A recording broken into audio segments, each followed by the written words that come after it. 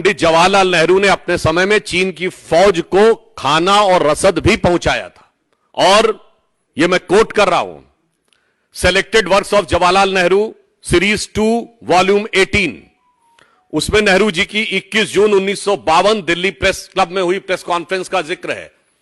And I quote, पत्रकार का नेहरू जी से सवाल है कि पंडित जी, क्या भारत ने चीन को चावल की सप्लाई की है?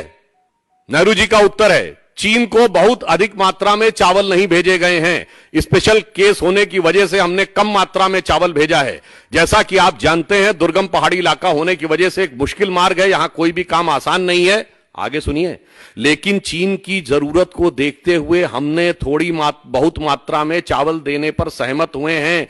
यह चावल चीन की सेना के लिए बहुत जरूरी है और हम उन्हें जिंदा रखने में मदद कर रहे हैं,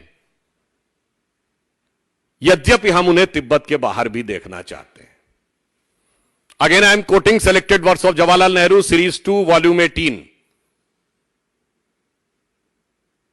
चीन की सेना जब तिब्बत में अत्याचार कर रही थी उस समय, और इसकी मैं बैकग्राउंड भी आपको बता देना चाहता हूं, उस समय जो चीन का नियरेस्ट शहर था, उस जमाने में आज की तरह तिब्बत में जाल नहीं था सड़कों का।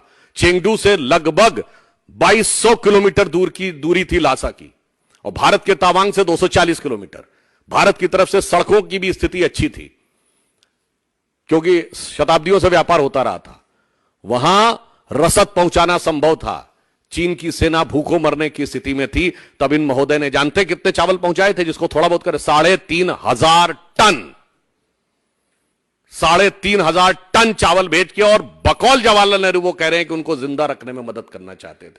इसलिए राहुल गांधी जी, जब आप बोलने की कोशिश करते हैं तो याद रखिए, और मैं देश की युवा पीढ़ी को पुनः याद दिलाना चाहता हूं, आज भी भारत चीन की सीमा के ऊपर जो हमारा पैरामिलिट्री फोर्स है, उसका क्या नाम है?